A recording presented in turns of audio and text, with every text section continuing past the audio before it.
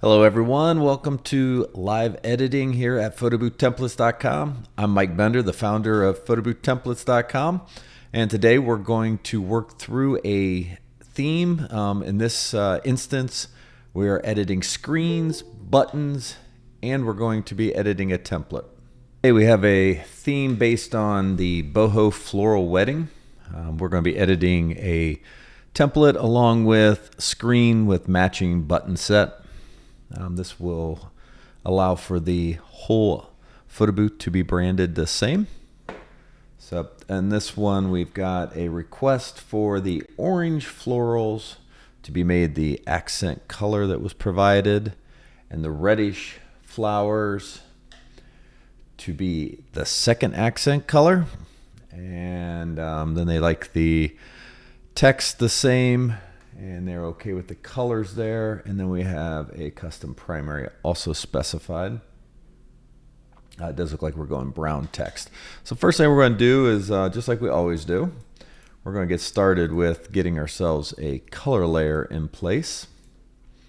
And this just helps you to be able to visualize the actual colors that have been requested. Now, for those that aren't Template Club members, as a club member, you have access to our widget, which can be embedded in your website and allow you to share with your clients. They can select designs from there and provide remarks for text and color markups. And then you can edit to match their themes. That is a club member exclusive. So if you're not a member, make sure you do get signed up.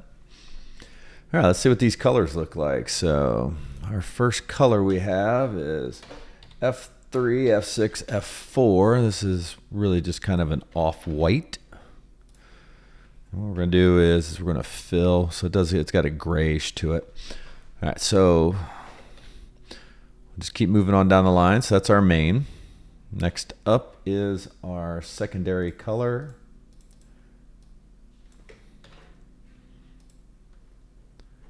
And I'm just going to put it here. All right, so we got some reddish beige. We call that kind of a rouge, I guess. All right, third color. E3, DFD4. All right, so this might be a challenging one to change the reddish flower to. So we'll see how this goes. And then we finally have our text color. And that is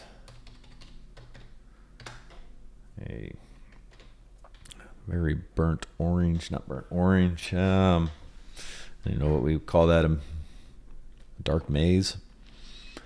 All right, so we have our colors in place here. So first thing we'll do, we're going to go ahead and set our background color. This is just a solid background, so we're not going to use the hue saturation layers. Instead, we're going to use the eyedropper and select our color, and then we're going to do a fill. I'm doing the fill by using Alt Backspace, and that will instruct Photoshop to just fill that layer with that color. Now, based on the way the design is, I think we're going to come back in. We're going to do the same thing with the circular badges. First, let's go find those. Look like they are probably in the overlay. There's our outline. Okay, there we go. So there's our circles. So this one, let's go ahead and make the color change with a color wheel. And I always find it easiest to get kind of zoomed in on it. Bring the color guide down here so we can see how we're doing. So I can tell right away that we are going to be looking at a more bluish color here. So we're definitely in the cooler spectrum. I'm thinking that we can probably just bring ourselves right on over into here. We'll start to pull some color out. Maybe a little bit more greenish. Lighten up a little bit. And I'd say we're pretty close right there. So we will probably use these color codes elsewhere. We'll see as we move through the design here. As we can see when we're looking at the design as a whole, the outlines of the circles is actually the same color as the frames and also the same color as the circle outline. So I'm thinking we're going to go ahead and use the outline color, the text color in all of these areas and see how that looks. So first up, we're going to come in and make our color changes. They have requested it to be in the brownish color. So we'll just do an eyedropper right there. Boom, there we go. I'm only going to work on the left-hand side because we're going to crop this down to a single strip. So I'm just going to focus over there for now. We're going to want to do the same with the colors for the frames and then also for the circle outline. I've got that right here. So let's go ahead and work on that one next. And as always, I like to bring these down here and then zoom on in. So let's take a look here. There we go. So I think we're probably in the space right out of the gate. So let's see here and see how, yes, that's actually a very easy one for us to change. It looks pretty spot on right there. So we're going to do that with our frames also. So I like to use a little screenshot tool here. That will just kind of help me remember my color codes here. I'm going to actually pull that over into my second monitor. So that is why that disappeared. Now we need to go find these frames. So right here they are. And we can just focus in on the one. We get that one locked in, and that should change all of them together. So let's see how that works out for us. We're going to re-enter our same values, and because I think we were working the same. Yep, and there we are. Nice and easy. If I zoom back out, so now I've got those strong accent colors that were requested by the client. One thing that I am looking at is, before I move on from text, is there is a subtle outline color here. It was based off of the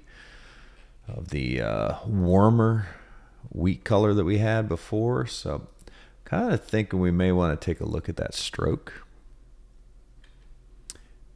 And you can see, so there's our wheat color.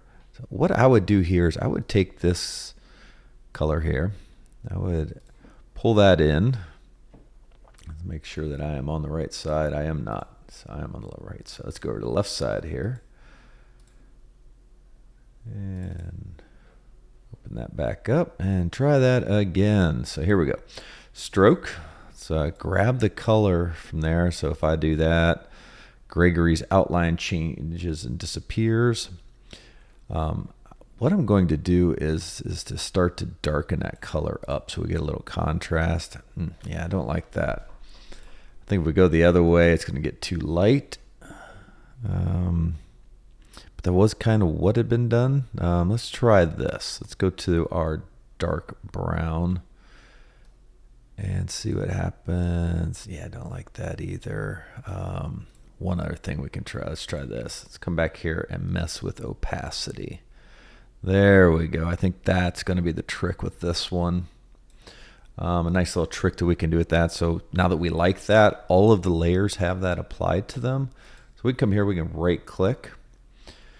And we can come down here and go copy layer style. So clicking on that will bring that stroke and all of its settings. And then we can come to all these texts at once, right click again.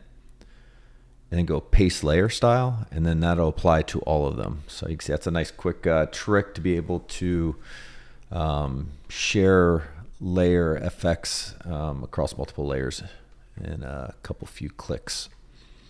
All right, so now we're getting there. We've got stuff coming to life now. We've got some requests. Again, she had requested that the orange floral accents use the first accent color, which is the beige. So we'll give that a try here. It's going to look a little, I don't know. I'm not sure if I'm sold on that one or not, but let's go see. Let's get in here and do some color manipulation. So this design has quite a number of elements to it. Since we're going to be treating these together, what I like to do is to click on auto select here and then start grabbing flowers and figuring out which ones of these we've got. So here, there's one.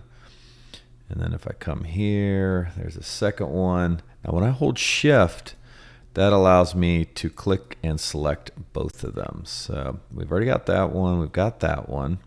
Let's go find some more orange. Here's another one. That might be a whole set there. Let's come back to that one. We'll treat those all at one time. And we got one up here too, which while we are going to cut it off, I'm still going to bring them together. Now, what I find, I'm just trying to find where that other one, okay, so one of them's in the bottom.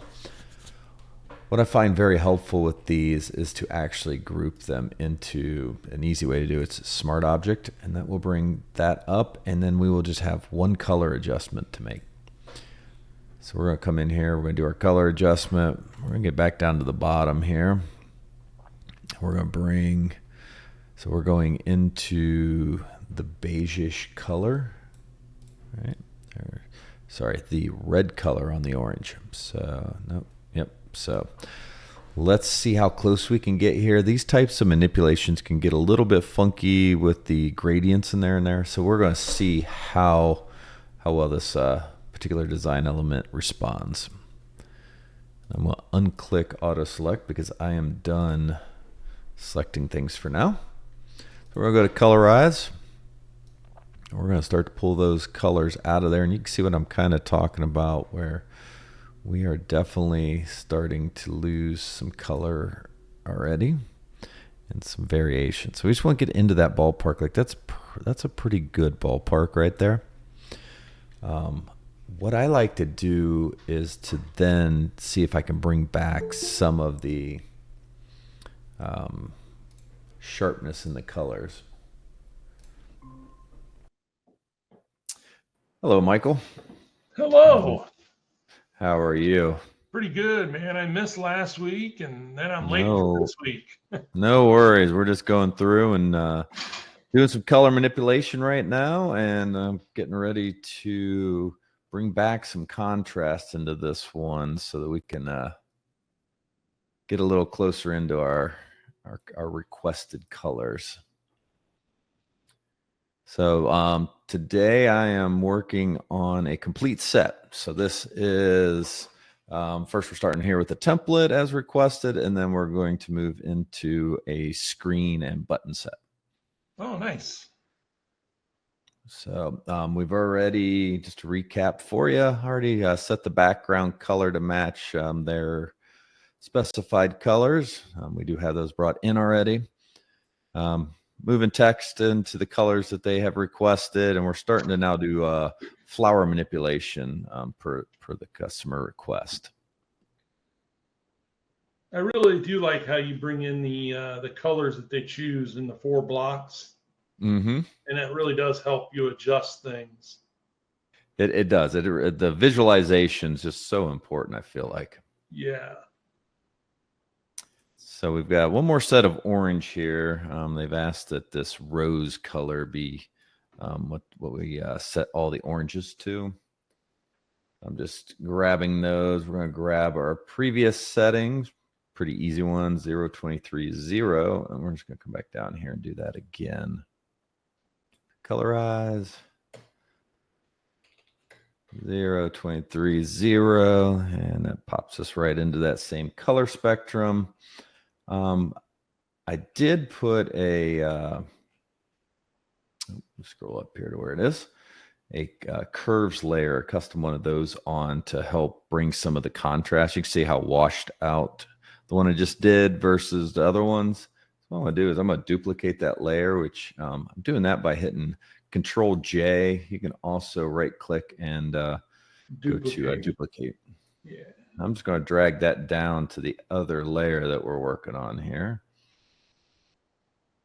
Right there, and then put a layer mask on it. And as you can see, we brought a little bit of life back into that. So it's not quite so washed out, but we do meet the colors. Startled me.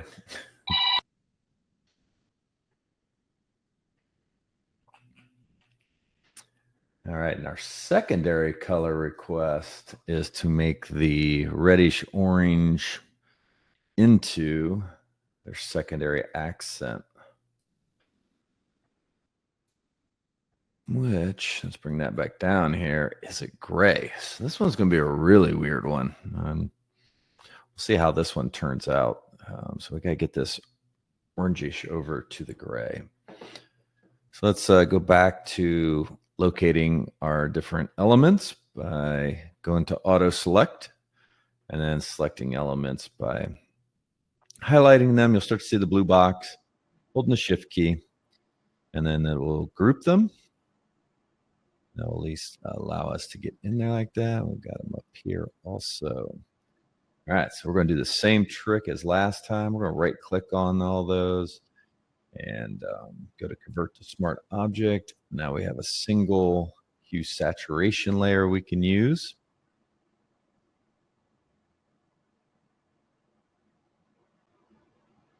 And up here we'll go to colorize. This one I'm really concerned about washing out on us as we start to brighten things up to get into that same color like we were over here and we were playing with it earlier.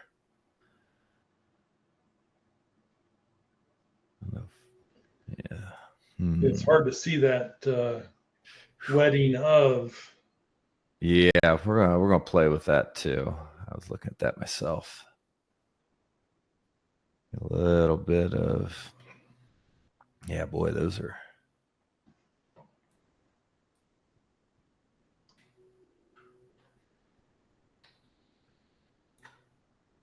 really washing out, which I was concerned about with those. I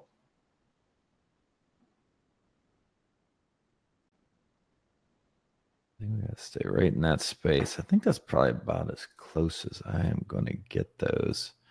Some of the shades it washes out on, so I think we're good as far as that.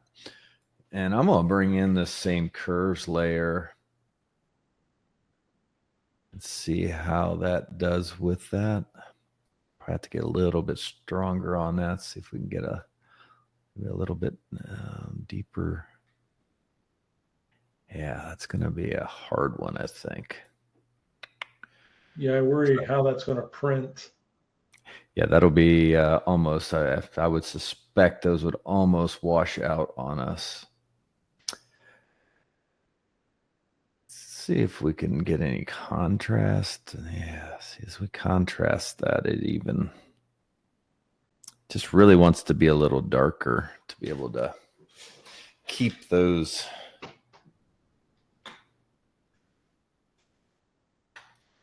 Yeah.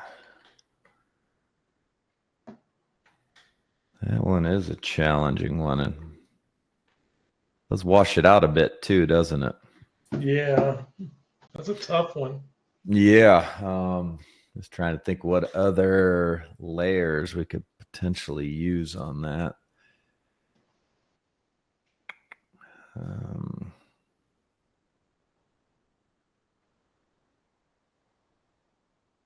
Yeah.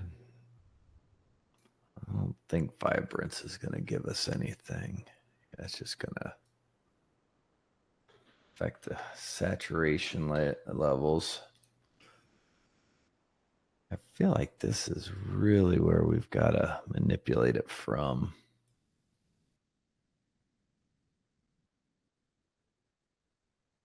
To try and get those strong.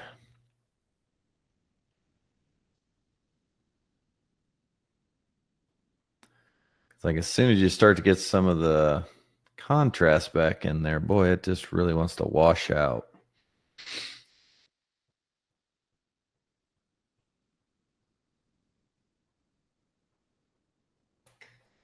Yeah, I don't know if I really like any of those. Nope, no liquify. Hit a wrong keystroke there. There we go. As far as, I don't think we're going to probably be able to dial that in much better than that. So that would be one where you'd kind of go back to the client. You'd let them know kind of, here's what we're seeing. The color manipulation, we can only go so far with. Excuse me. And, you know, like once we're in there, it just really starts to wash out on us in a hurry.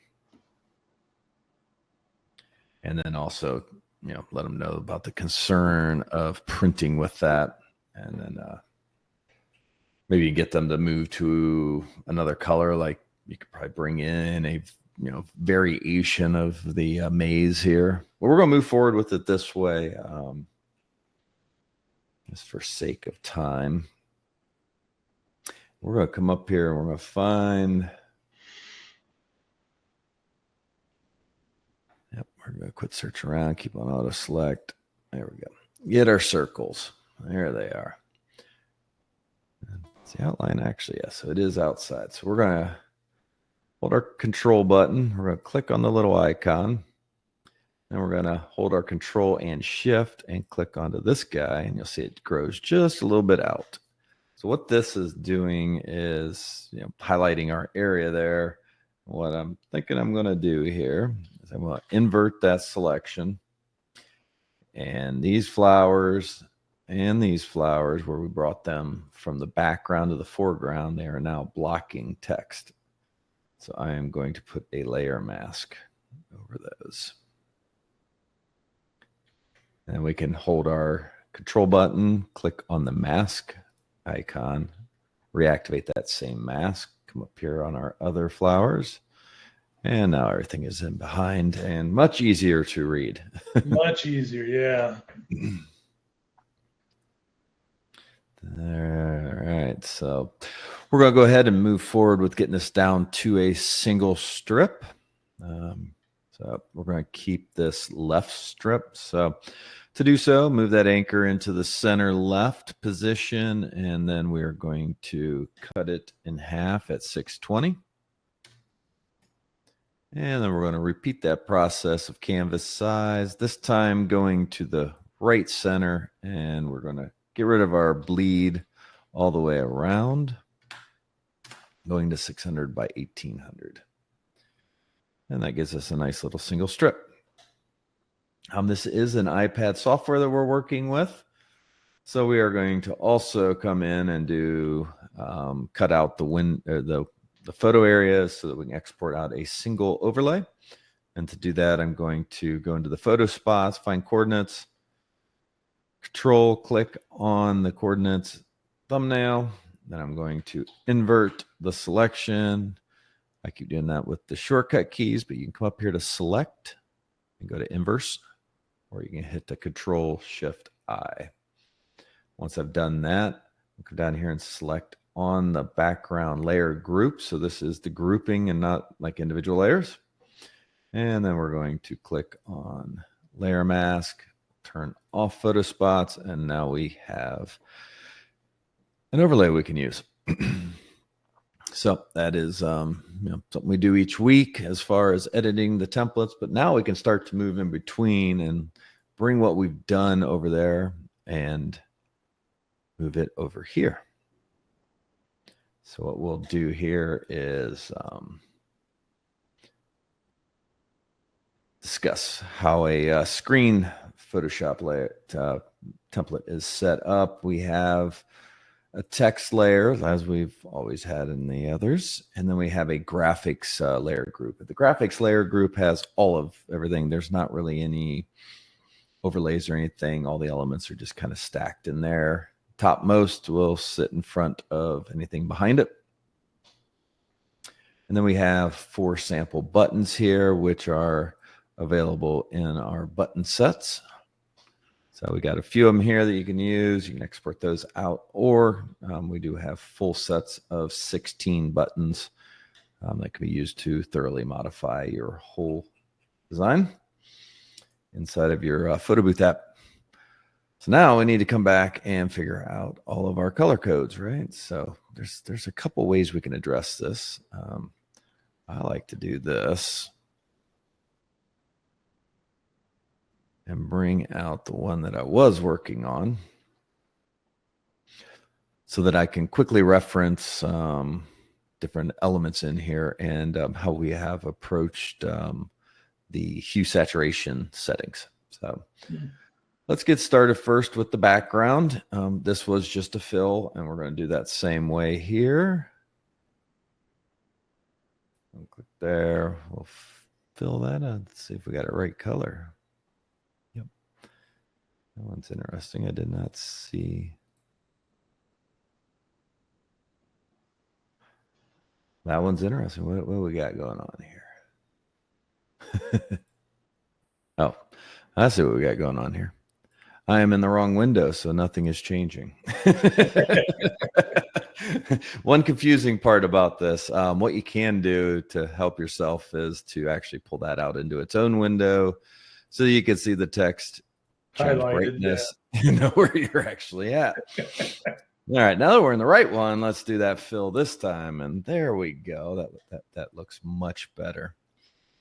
All right, and then we're going to come back around and we're going to do our edits inside of the circle. We'll get that circle selected, get our layer group. Then we're going to come over here. We are going to go into this one so that we can get our settings here. We've got 141, 5, and 53. We'll colorize 141, 5, and plus 53. And there's our color. So you can see it's just kind of easier to move back and forth between these by doing it once there. And then come back. Now, another thing we can do, let me unselect here, come over here. We can actually bring that layer in over here just by dragging between the two windows. That way we at least have our colors here again. So that will allow us to select our text colors. We will come into our text. Actually, there we go. And get that set the way they had requested. Now, we had settled in on this, on the strip. Just going to kind of zoom in, using opacity. So when we did the text effects here, we actually move the opacity down. So that's kind of how we got the colors, but that might be problematic here because it's not sitting over the same color. So what we're going to try is we're going to come back over here. We're going to go to eyedropper. We're going to try to snag that color. And then we will return over to the screen. Go into our first element. And then we are going to use that color we just snagged to put around it. And then we're going to go copy layer style. We're going to select all the other text layers and we're going to paste layer style. And now we have applied that across the board there. And did not use. That was slick. Have you used the? Have you not used that one before? I've not used the copy layer style. Yeah, it's very powerful in this type of stuff, definitely. And just by being able to, set the colors with transparency in the one design where it didn't apply as well here, we can grab that color and still quickly apply that. And yeah, no, it really works out well. I couldn't remember doing that in any of these yet, so I thought that was a good opportunity in this design to use that. So let's keep moving along here. We'll go ahead and so we get back to our circle, and then we're going to get to our circle outline. Now we got circle outline. And once again, we're just going to come back to this design. We're going to use these same settings, 34, 77, and minus 60. So colorize, 34, 77, minus 60. And brought that right in for us. And then now we have to get our colors into our different flowers of this element. So we'll start with these oranges. I've got auto select on. I'm holding the shift key to multi-select. And now I have all of them selected at once. What we will do here is I'm going to just merge these into a singular. Maybe I won't, because that's actually where we got that jump last time. So let's leave these two in front. So we will just apply this to each of these. We'll do it a different way. So let's go grab over here our color setting for the oranges, which the oranges we turned into the rose on this design. So we have these two layers. Now, what I'm going to do is I'm going to just drag these over.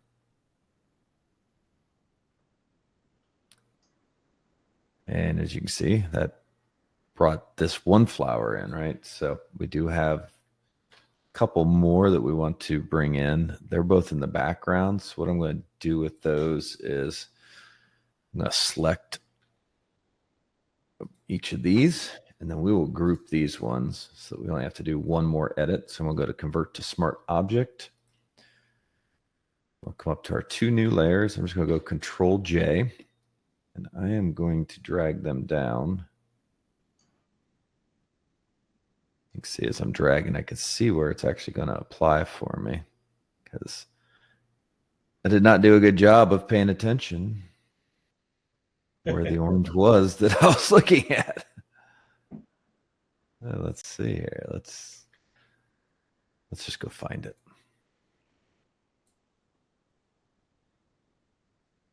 Okay, so it's down here. So let's do that. There we go. There we go. We'll clean that one up. That gives us our oranges real quick over to reds, and then we need to come back here and we need to grab these. First, let's go select. So this one's behind. We could put all these together.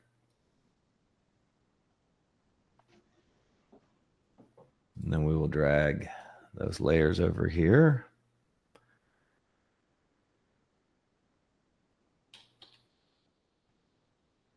And then we're going to make one more set of those that we're going to use on this flower, which is our topmost. That one I shouldn't lose. There we go. So now we've got our matching flowers there per their request. And then when we're actually working with a screen, we won't actually export out the buttons because we'll upload that into the software. Yeah. So I would export this out as a JPEG or a PNG here that you can then upload into your app software like Snappic, Curator Live. This is a iPad-based design that I chose here. And we got one last thing here, and that is buttons, which we've not messed with before either. So I'm going to turn the buttons back on this screen just so we can get a rough visualization of where they are, so that we can decide what colors we would actually put on those. I think I would use the outline color for my border and for my iconography colors. And then I think I would use the strong orangish maize. I'm not really sure what that color is, the darkish brownish yellow, as our background color. So I think we can actually make that happen relatively easy with the design. So we've got our background here. We've already manipulated that same color when we were working here. So let's see if we can find, let's see, where's my circle at? There it is. Oh, that is not my...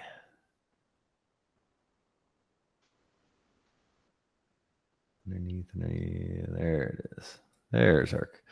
So we're going to grab that hue saturation layer and just bring it in over here. Yeah, let's go turn off the watermark. And as you can see, we are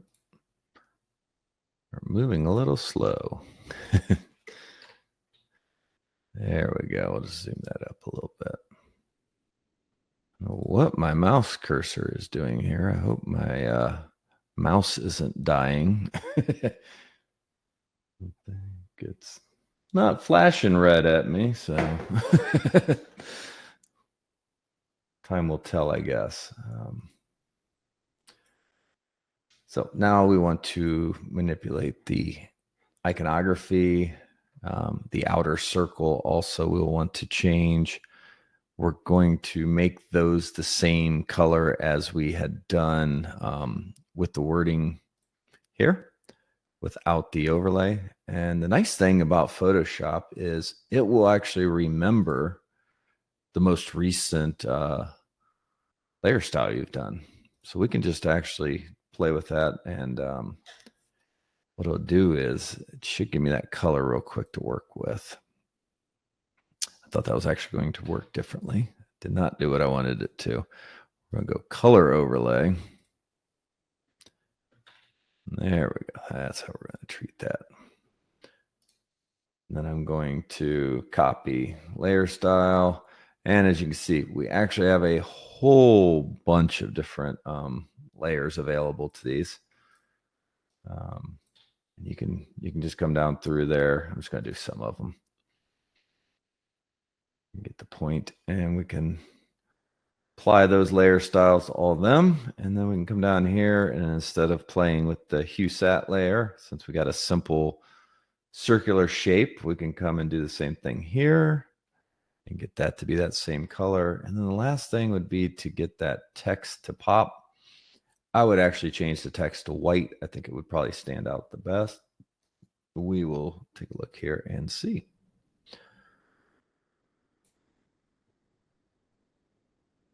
So we can go that route, or while we're in our preview mode here, that actually doesn't look too bad. So maybe I would go with that. With the buttons, then you would just export this out as a PNG. For sake of seeing how it looks in there without doing the save, I'm just going to quickly copy all layers. Back over here.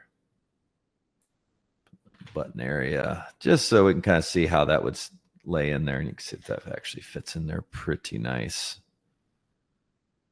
So it gives you kind of a ballpark there. So we would just continue working through the layers here. Everything's kind of organized in a simple manner of hide and show. I would come through all of my text layers that I was going to use and set those colors. And you just keep putting these out. Do that here like this.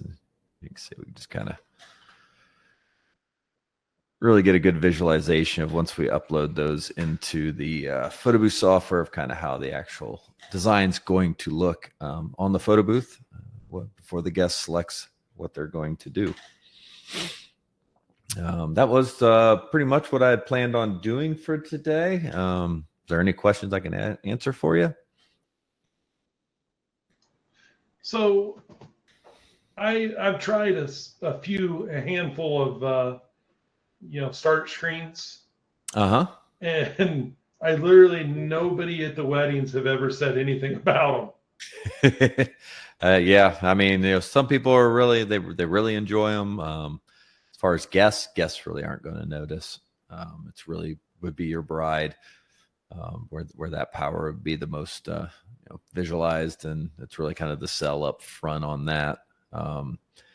I find it's easy to actually take a photo of the booth that I have that I'm going to provide, and then bring it into Photoshop and clip out where the screen is, and then show that screen actually in the thing so that they can kind of see what it is. Now, and that's an upcharge then? My rental business has always themed the whole thing, so it's all baked in. You can also upcharge it. My recommendation would be to bump the rate just a little bit and just include it with it. Yeah, that's I've tried both ways over the years of doing add-ons, starting the price low and letting them add on. I think in 26 I'm going to go back to different packages that offer just about anything and everything. Yeah, it's like as the economy changes, and as we move through different age groups, yeah, it seems like one group responds well to, oh, I want everything a la carte, and then like a couple years later, everyone's like, I just want to click the easy button. Everything's been stressful enough. Just give me it, So yeah, I kind of feel like maybe as a whole, we're all kind of into that. Just tell me what I need. Make it look good. Don't make me think too much about that. I'm thinking about enough of everything else. I find it difficult to being in, middle Ohio or whatever you want to call it. Rates and what we charge is nowhere near what a lot of the other bigger cities are getting. You might be surprised. The bigger cities actually have a lot more competition, and I mean, at least in the rural Ohio area we're in, we always were very competitive with rates and well above average rates of like Cleveland and Columbus and that. Yeah. So yeah, I mean, it's just in how you present it to them, and sometimes just baking in a little bit more of that value to make it really look personalized. And just really kind of cater towards that versus features and functions, because everything's kind of the same, but it's same thing with like a car mechanic. Everybody changes the tires the same way, but this guy treats you, makes you feel special, and does certain things for you. Maybe he always wipes everything down, whereas the other people don't. Just little things. So I would definitely look at just how can you tweak the service a little bit to get that price point up a little bit, because how does it? It's word of mouth after that. Like, I use this person. Yeah, I'm 100% word of mouth now. Okay. Working a full-time job and stuff. I don't want to book every single weekend like I used to. Well, then that's the other opportunity for pushing your rates up. Get into a little higher end clientele, not do as many, and actually still make more money than you did previously. Right. So you might kick that around. How many people have you been averaging on your videos now? I mean, we've been doing it for a while. It's been pretty light on them, but we get pretty decent views on the follow-ups. Because I record each of these and then post them out. That's good then. It's good. It's very informative. I mean, it's nice to see somebody do it live action.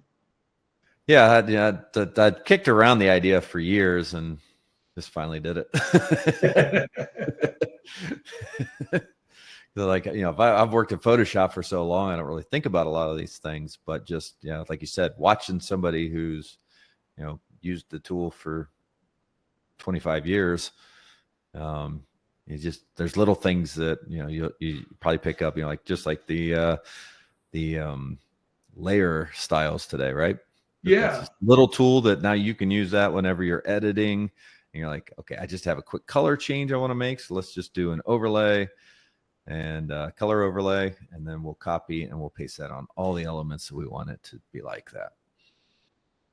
So yeah, it's definitely got a whole suite of options like that hopefully we'll kind of get through those. I'm not necessarily the best about trying to go pick them out, but they do come out as we're manipulating different images. Yeah. All right. Well, a good day today. Yeah. I appreciate you logging on. We'll try to see you next Thursday. All right. Sounds good. Have a great weekend. You too.